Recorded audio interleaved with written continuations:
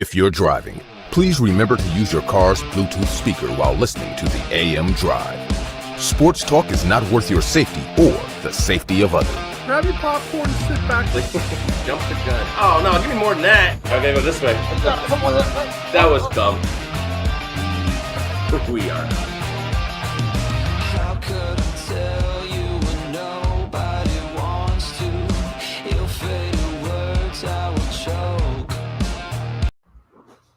Happy Monday to everyone in the sports universe. It is June the 13th, 2022. This is the AM Drive on Twitter, YouTube, and Facebook, and we are live. For Aaron Crouch, I am Michael Carvelis, along with Sammy Action once again. What's up, guys? Morning, sir. Good to be back.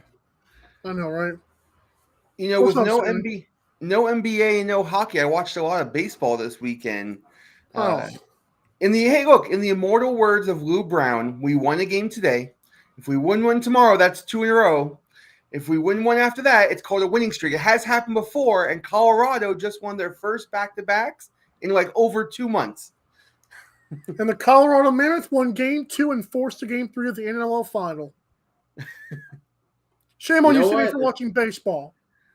But the crazy thing is there's been a few teams that are on a little bit of a winning streak right now. I think the Yankees won like 4 or 5 in a row. Didn't the Philadelphia Phillies just before losing? Didn't they win 9 or 10 in a row? And then of course your Angels, I told you not to get too hyped up on them. What'd they lose? 14 in a row, something like that. At least the Mets are doing better.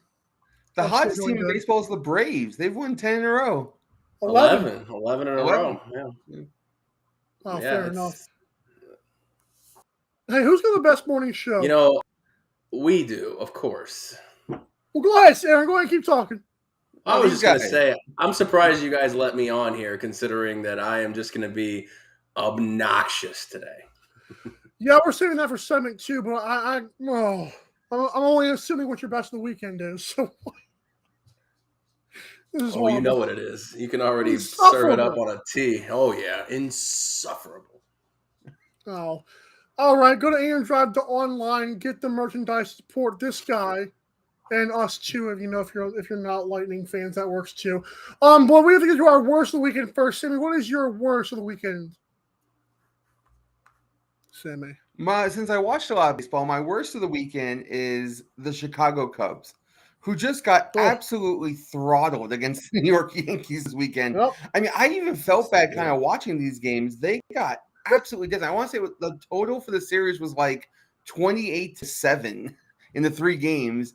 They got none of the games were even really close. They barely feel the team. God, I love watching baseball, but no one likes watching bad baseball, and that was some bad baseball. Aaron? Yeah, for me, there were a few to choose from. I kind of went into the world of football here, and I really think that, the Cleveland Browns just can't get out of their own way, and now they're going to be attached to a guy that they're forever going to be linked to infamy with Deshaun Watson. And it looks more and more likely as more and more of this stuff comes out, including implicating the Houston Texans. So all of those people who said, well, Houston just wanted to throw a black eye on this guy so that, he couldn't just force his way out of the Texans franchise. And now they're being implicated as aiding and abetting some of this guy's just dark past, dark history, dark mind. And Deshaun Watson makes my worst of the weekend. Just, what are we up to? 66 now cases, those with shady massage parlors. 66 occurrences. Occurrences, yeah. So, I mean, hey, look, I'm all about, people wanting to do whatever they want in their own, sick, twisted way. Who am I to judge? But, there's always a safety word, and apparently Deshaun doesn't listen to him. Oh, Lord. Yeah, that's rough. That's rough, and agree with that as well. My worst of the weekend is watching the NLL Game 2, the NLL Game Finals Game 2. I got to watch a comeback by the Mammoth. They won 11-8. In the closing minute, though, things got a little rough, and it all started because a Bandits player cross-checked to the back of the head a Mammoth player who fell into the boards. He got a 5-minute major, and I thought that was a dirty play by a league that what we've come to learn is a bunch of household guys like us. And he did that. I thought that was kind of dirty for a league that can be physical, but never really gets dirty, in my opinion. So that was kind of rough for me to see. You cross-check a dude's head, not a good look. Yeah, I mean, you got the karma that came along with it, and now we have a game 3, a pivotal game 3 between the Bandits, who a lot of people who would still say that they're head and shoulders above this Mammoth team. But I tell you what, Mike, I know that you kind of fell off their bandwagon a little bit, but there's a lot of people that have stuck with them, and the Mammoth have shown the fans some good faith here, and they get it a do or die for all the marbles in the NLL coming up. Here was this Wednesday, I think it is. Saturday. Is it all the way to Saturday? Okay. Wow, that's a long time to wait. A lot of Buffalo fans, I'm telling you real quick before I get to Sammy's best. Dan Lattisaur actually picked the Mammoth to win like a couple weeks ago on the show. That was kind of cool. That was before we even made the final. And then, of course, the game was just electric. It was, oh my Lord, it's phenomenal. I think for NLL Thursday, you need to have Andy Lindahl and Steve Bermel as a double guest for NLL Thursday. I'm trying. I thought about that. That would be pretty cool, if I do say so myself. Fair enough. Sammy, best of the weekend, sir. Sticking with baseball, the San Francisco Giants are my best of the weekend, sweeping the LA Dodgers. The Dodgers have been on my top 2 all season long as best teams in the league. The Giants hadn't swept the Dodgers since, I want to say, 2016, so kudos to them. They played some great baseball this weekend in a really heated matchup. Two teams that really don't like each other, and they came out on top all 3, and that's not easy to do against a team like the Dodgers. So good for them. Not even the fans like them to like each other. They do not. And what is your best, sir? Oh, well, you know what? Just go ahead. Go ahead. It's your moment. I mean, my best is going to be a combination of things right here. And firstly, we have had Stanley Cup playoffs. I mean, our buddy Sammy Action here said it so himself. But I mean, first a little stick tap to myself. I mean, you asked me in the beginning of the playoffs who were the 2 teams that are going to make the final, and here they are, Colorado and Tampa Bay. You guys laughed at me a little bit with Tampa Bay, of course. I know that Colorado, I've been saying it all year, Mike, and you can back me up here. They're the best team. They're the best team in the NHL. They've been on my number 1 spot for weeks to months on end, and as a Lightning team who has shown the peaks and valleys, it all comes down to that guy right there. Oh my! It all comes down to him. And for what I'll game. say, the best of the weekend was the Lightning advancing again in 6, just like I called it. And I know we're going to talk about the Stanley Cup final, so I'll reserve some of those predictions for later. But I'll do it one more time, just in case you guys missed it at home. Number 88, Igor is not better. Vasilevsky. The Conn Smythe Trophy winner might just be that guy right there. Oh, Lord. So maybe a little early prediction on the other side of the break. I like that. My best is Sabrina Ionescu. I know what you're saying. Well, WNBA, haha. Well, Jason Tatum, albeit at the NBA Finals, had been getting a lot of praise for being the Kobe disciple. That's cool in the NBA, but Kobe also was mentoring Sabrina Ionescu as well. He mentored quite a few people, but these 2 cats were the cream of the crop. And so I want people to give credit to Sabrina Ionescu, who actually recorded her 2nd career triple-double as the Liberty barely lost to the Chicago Sky on a last-second 3-pointer. But Sabrina scored like 27, 13, and 12. And people need to give her credit. She's fantastic. There's a great rookie named Ryan Howard in the WNBA. Lots of great young women playing basketball. And yes, the video was funny, Aaron, that you sent me on Instagram. The $1 or WNBA game, it's funny. Oh, that was a great video. If anybody gets a chance to watch that, that was pretty funny. I know it's a diss at the WNBA, but I still thought it was hilarious. Sammy, obviously you don't know what's going on. There was a guy who literally walked around, I think it was New York, and he said, would you rather have, or was it Indianapolis? He said, would you rather have this courtside at WNBA ticket or $1? And I think it was overwhelming that everybody took the $1. That's sad. But It fun. is, but It is. I mean, But he actually has a lot of funny videos I found. I actually followed the guy because I'm I wondering, didn't. like, I just he's it pretty felt funny. it felt exactly like what a lot of people have been saying. Look, it's not that it's not a great product. It's just not entertaining for the masses. I mean, I wouldn't know what was going on unless you told me, Mike. And yes, Sabrina Ionescu, I know she went to Oregon. I know she's one of the few people in WNBA who's had multiple triple doubles. But in a league that's fundamentally, so you would think triple doubles would happen more often, but they don't. So the WNBA has the opposite problem of the NBA. The NBA is looking for parity, right? They're looking for all teams to be able to compete and all fan bases basically being able to get involved. The WNBA would be well served to have one super dominant team, right? Build up a team that just crushes everybody and everybody wants to see, and then have teams start fighting to tear that one team down. It's in your city. Well, didn't they have that with Phoenix for a while too? With Diana and Brittany Griner, and I mean, look at college. Who? The women's college had that with Connecticut being like this juggernaut for years, and then Louisville coming on. But people watched that, right? People cared about that. The WNBA got a lot. Yeah. Well, the Aces are coached by that Popovich disciple, Becky Hammond, and they're incredible.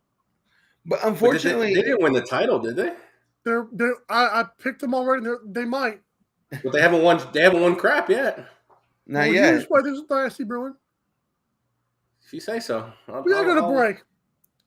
I'm sorry, but we have to go to break. When we come back, we're picking the Stanley Cup final. We're also picking Game 5 of the NBA Finals, and what Rory said about the very Saudi-backed LIV Golf. It's going to be fun. We'll be right back. The AM Drive with Mike and Aaron might be the best morning show ever. If you love the show, shop the merchandise for $26 hoodies, $16 shirts, even $13 mugs. High quality swag for cheap because Mike and Aaron love the fans. The best morning show, the lowest price merch at amdrive.online. This is Popple, the next generation business card. With just a tap, your Popple instantly shares your digital business card to both iPhone and Android devices. The best part? The other person doesn't need an app or a Popple to receive your info. To pop your info, tap your Popple to the top of an iPhone, the center of an Android, or just scan your in-app QR code. And just like that, all your info is saved to their phone. More connections, more leads, more sales. That's Popple. Download our free app and get your Popple today.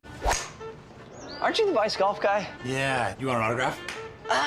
Yeah. Actually, I was just wondering if the balls are any good. The balls are amazing. You look like a Pro Plus guy. I thought you'd never ask.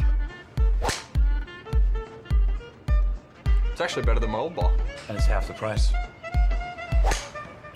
Top performing golf ball, half the price. It's almost stealing. Quit searching the globe and get your high-performing golf balls at vicegolf.com. Fanatics.com, the world's largest collection of officially licensed fan gear from all the leagues, teams, and players you love. Shop now and get today's special offer. Fanatics.com, officially licensed everything.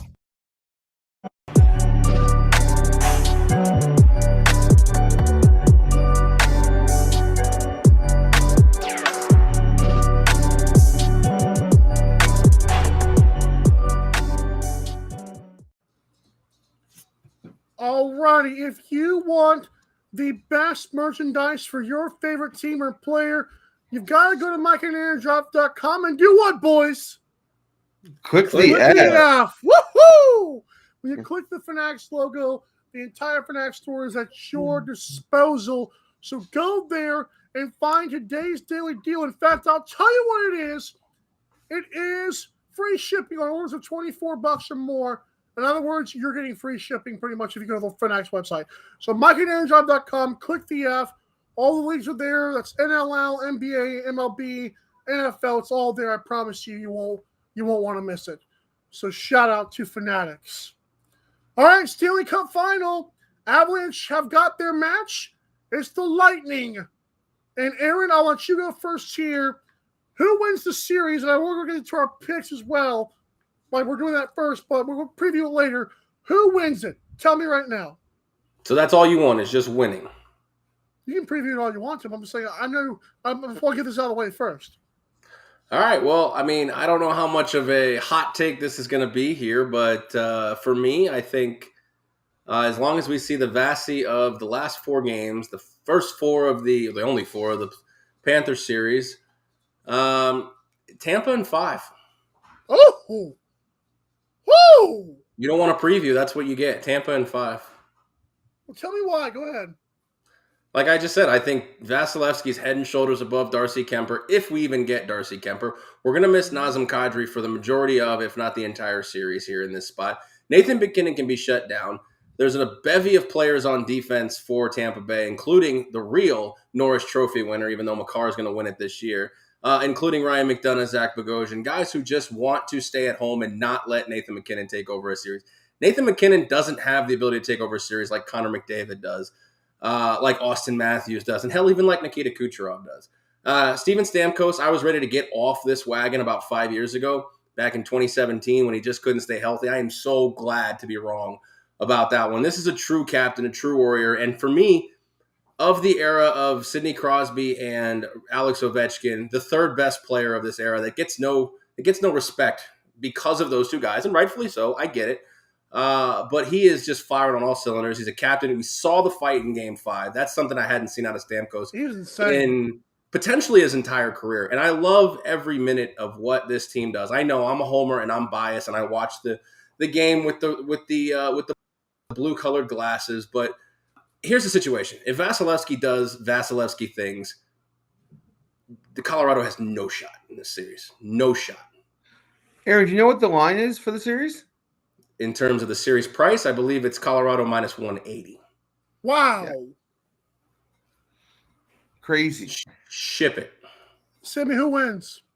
So I bet Colorado to win the Cup. They were one of 2 teams I put money on at the beginning of the playoffs. So obviously I'm going to both be rooting for them and predicting them. But this is clearly the toughest matchup they're going to have. I've been very hard on Tampa Bay this year, but they have been the best team in the East, and Aaron was right in every way.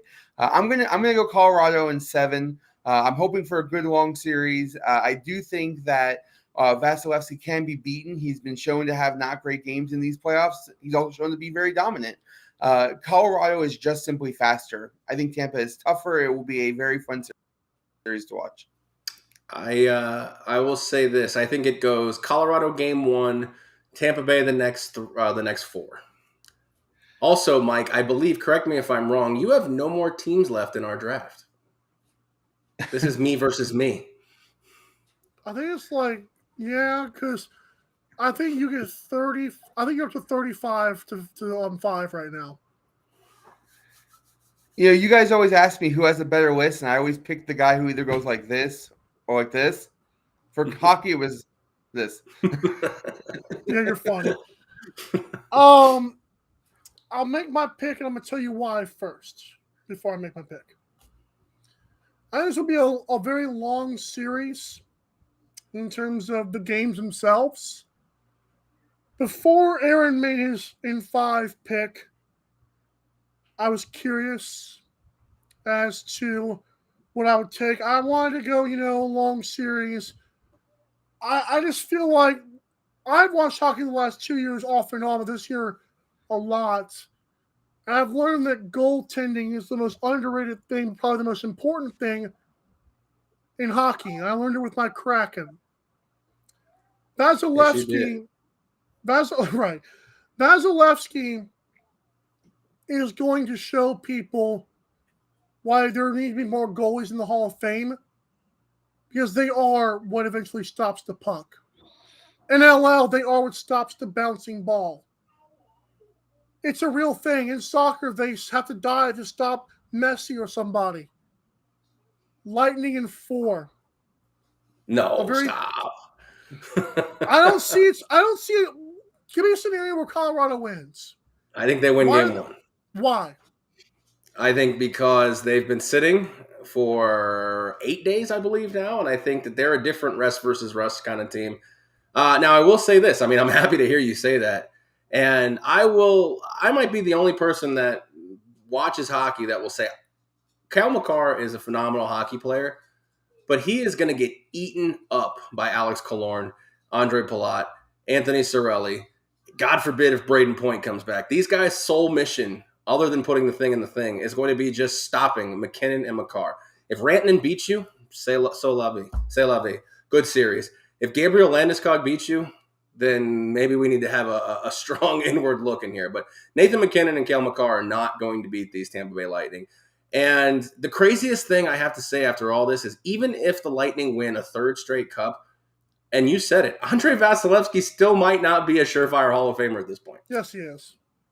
I think he is. I'm just saying he might not be with the way goaltending is treated in the Hockey Hall of Fame. I mean, you have, what's his name? Grant Fuhr barely got in. He won 4 cups with the Oilers. I mean, it's insane. Martin Brodeur, Vasilevskiy will project into one of the centers of all time if he stays on this trajectory. But right now, if he ended his career and won another cup, I don't know. Sammy, what is your take on that? And I'll give mine. Well, as not being a big NHL historian, I don't know a ton about the history of the game like Aaron does. I've only really become a fan the last couple of years. Just watching the games live, I mean, you can tell how much difference it makes when you have a good goaltender versus not having a good goaltender. The Knights went through that this year, and I went to plenty of their games. And so I 100% agree. Goaltending is probably the key to most of these teams winning long-term. Any one game, though, goalies can be beaten. And a lot of times it's not even the goalie's fault, right? Bad defenses cause goals to happen more than bad goaltending, in my opinion. So while I do think the goalies are super important, they can save you from yourself. In the end, I certainly understand why the Hall of Fame is littered more with offensive players than goalies. And I do think Vasilevskiy deserves to be in the consideration of a Hall of Famer, though. He's been absolutely phenomenal. Consideration, 100%. Sure, I don't disagree with that. Absolutely. To me, the Lightning turned around. And I didn't watch as much as y'all did in the playoffs, but the Lightning turned around when Vasilevskiy went on shutdown mode again. And to me, watching the last 2 finals, that's what all I saw. Like, this guy doesn't allow anything. Like, when he's locked in, it's impossible. If you could collectively come up with 6 goalies in the Hockey Hall of Fame, I will give you guys $20 right now. How many are there in the Hall of Fame? There's 36 goalies in the Hall of Fame. How much money would you give me? I'll give you $20 if you could come up with 6 goals. I need 2,000 because I can't even name one. Martin Brodeur, I can name one. You could get the easy ones right off the bat. I'll give you 4 of them right now. Martin Brodeur, I can name him. Never heard of him. Patrick Waugh, I'm pretty sure he's in. Patrick Waugh, Dominic Hasek, Ed Belfour, and Grant Fuhr. Now go. Never heard of him. Yep. I like I said, I'm not much of a hockey historian. I couldn't possibly, but the ones I would name for you: Tony Esposito. I've heard of Tony Esposito. I thought it was somebody else. Ken Dryden, Jacques Plante, Ed Belfour. Like you guys, you have no idea who these guys are. These guys, I mean, they're some of the greatest of all time back in the 60s, 70s, and 80s. Of course, Patrick Roy is one of the greatest goaltenders of all time. Dominic Hasek the same, but goaltenders just don't get in the Hall of Fame. It's insane. I can name Tim Howard faster than any of those guys. Yeah, well, he's a soccer player. That's what I mean.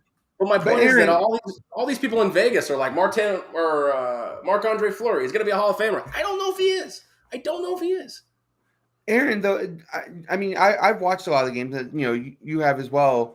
Don't you think that a lot of goaltender stats are very fluctuated? In other words, like they have great years, they have not so great years.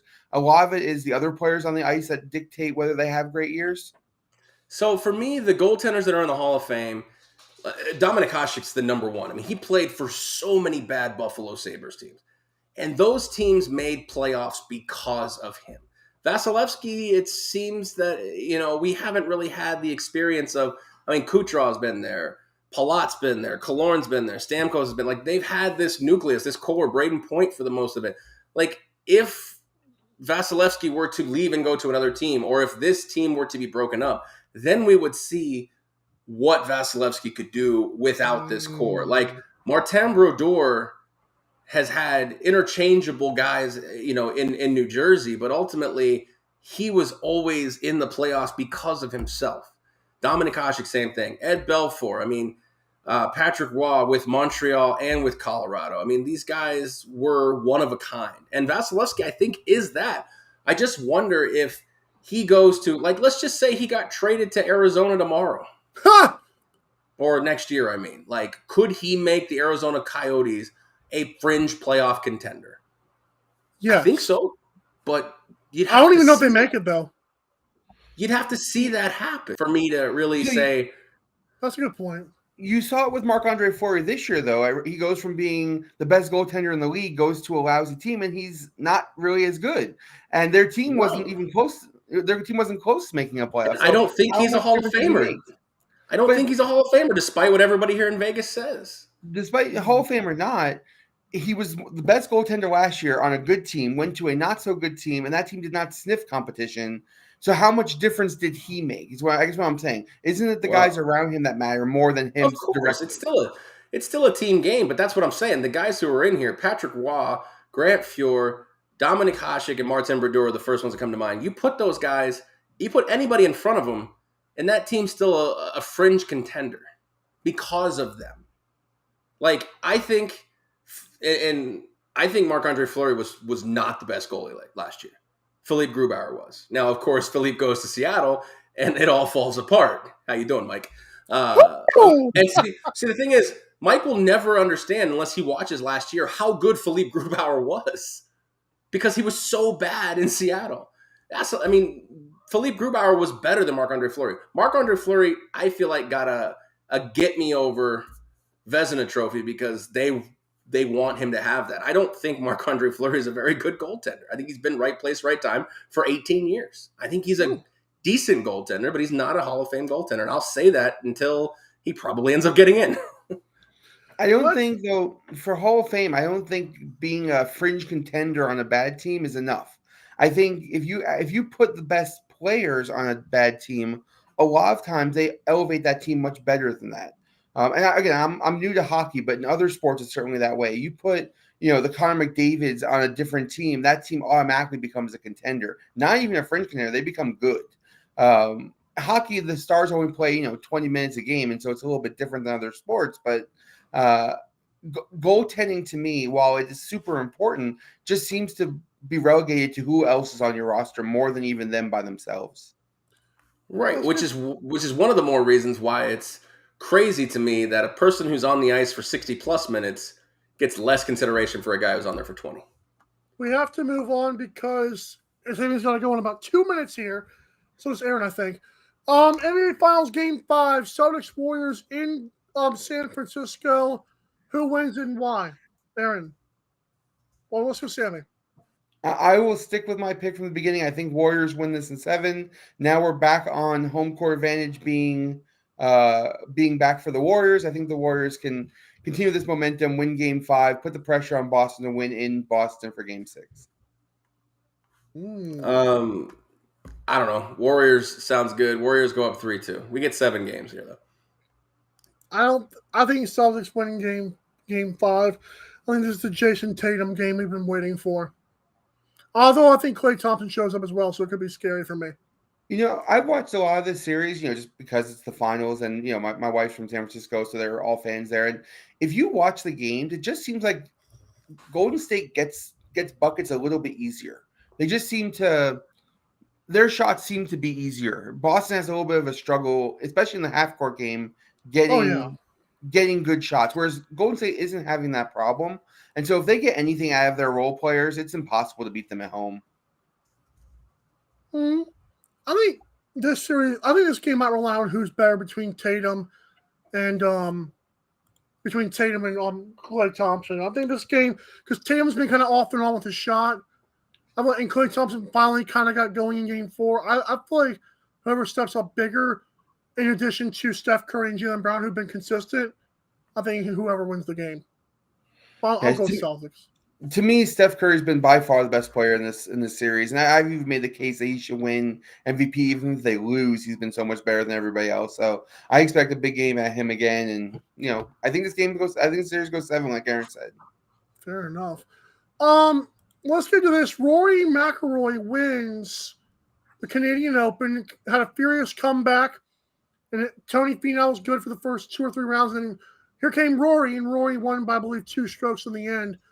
Rory then said, well, I got one more than Greg Norman now, who obviously finished with 20 PGA Tour wins, and Rory now has 21.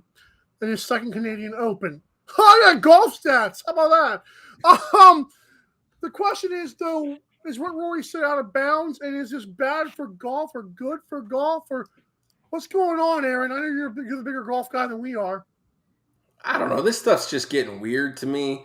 I mean, Rory McIlroy has been largely the stepchild of PGA golf right now. Like, he's not really competing. He has some fun fourth rounds that make you feel like, oh, maybe Rory's back, but he's not really doing much. I know he's won, I believe, twice on tour this year.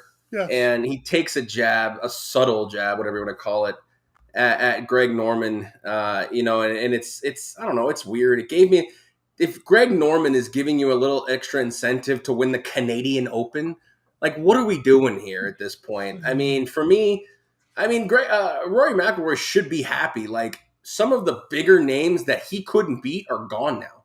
Dustin Johnson, Bryson DeChambeau, Scotty Scheffler, like some of the Bill big Mickelson. names.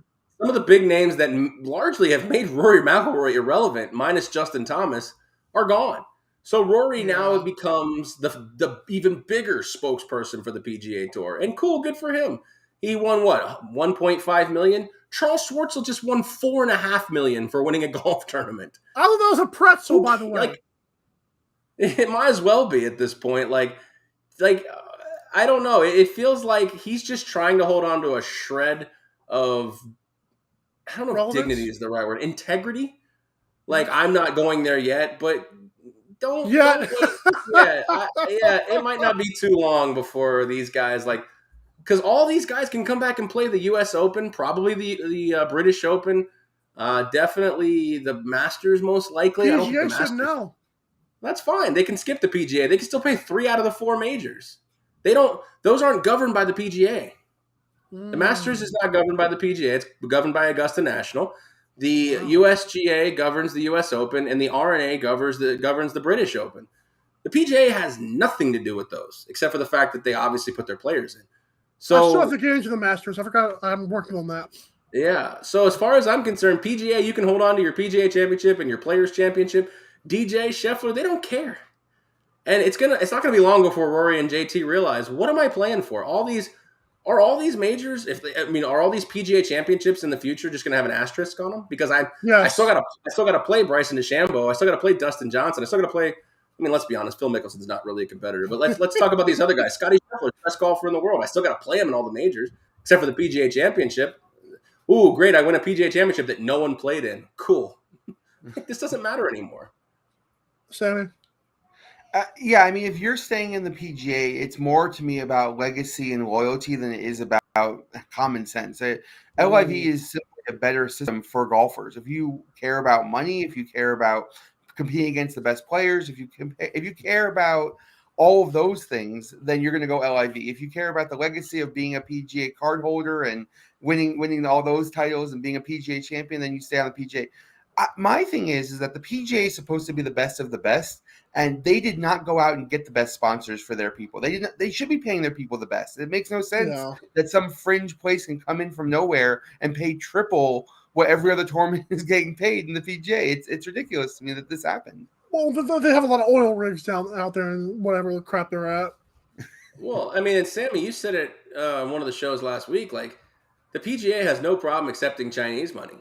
None. So what are we doing here? Why are we, having such a problem? We watch the NBA. The NBA has no problem accepting Chinese money. Like, what is all this about? Because the Saudis, it's stuff that we can't control. We wish we could. Yeah, the Saudis executed one Washington Post journalist, and now I feel for that family. But I mean, look, the situation is maybe the PGA needs to take a long, hard look in the mirror and say, why are we accepting their money? We've got some internal issues that our major players, including the world number 1 and I believe number 4 ranked golfers, just left.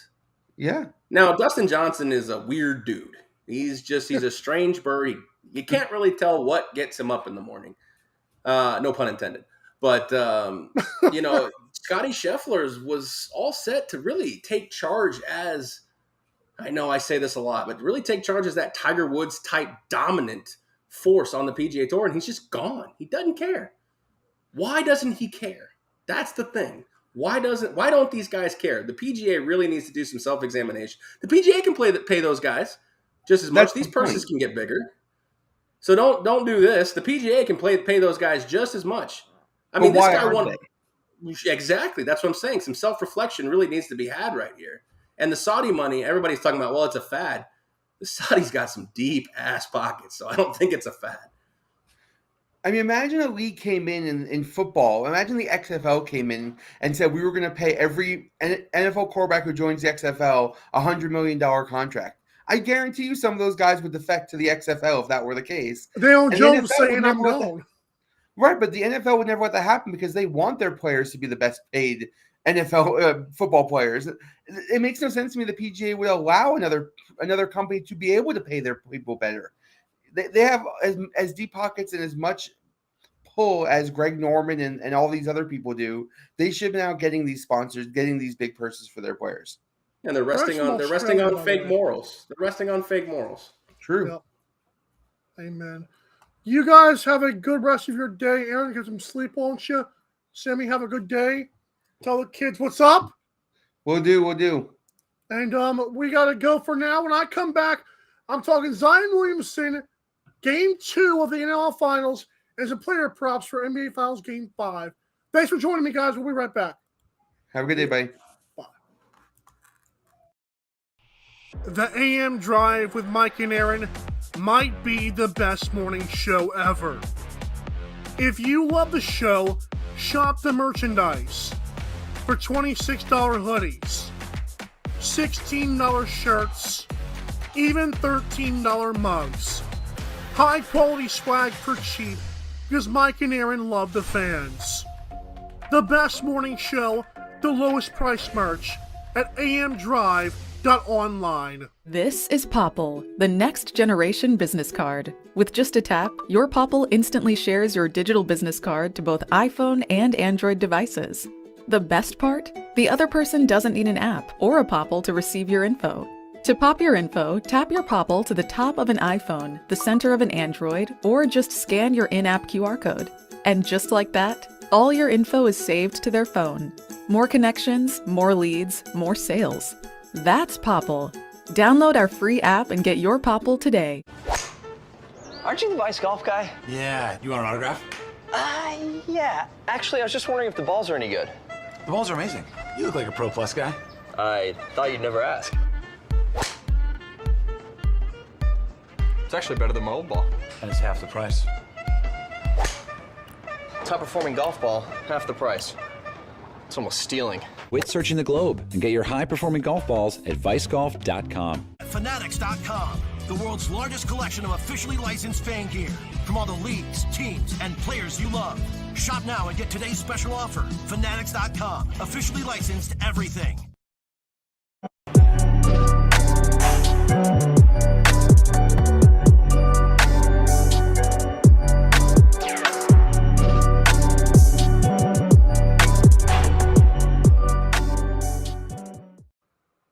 If you host a podcast or run a small business, it can be hard spreading the word. Friends want to chicken out, but chances are they might not. Well, it's time to help your brand and grow your brand with Popple. P-O-P-L. Popple is an easy-to-use but high-tech digital business card. You can get your Popple using the code AMDRIVE for 20% off. Set up your links and share. And don't worry, people you share with will not even need a Popple or the Popple app. So when you get your Popple and keychain, Pop Socket, even credit card form, enter the code AMDRIVE in all caps for 20% off on popl.co. I want to thank Sammy and Aaron for joining me once again. And Aaron, of course, was awesome to have him on surprise. Let's get to some player props for NBA Finals Game 5 tonight in San Francisco. Jason Tatum, 32.5 points and assists. I'll go over.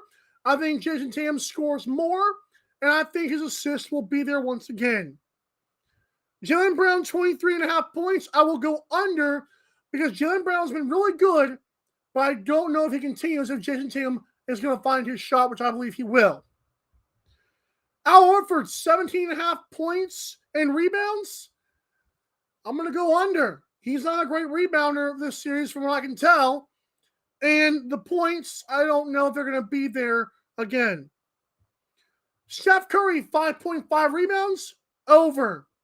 2.5 turnovers, over. 5.5 made threes, over. And 30.5 points, under. I think he scores 29 or 30. Klay Thompson, 3.5 made threes, over. I think he makes 4. I think he makes about 6 of them, actually. 19.5 points, over. Andrew Wiggins, 6.5 rebounds, over. Draymond Green, 21.5 points, rebounds, and assists, over. And Jordan Poole, 1.5 made threes, over. 1.5, are you kidding me? But I think Klay Thompson makes about 5 or 6 threes tonight. Stephen A. Smith got on First Take and said, make no mistake, Zion does not want to be in New Orleans. So what does Zion tell ESPN? I want to be here. This also means that Stephen A. Smith is an idiot. People always assume that these players want to go to New York or they want to go to California. Zion doesn't care. Zion has already made the comments after the season that he loves what Willie Green did. He loves the way CJ meshed with the team.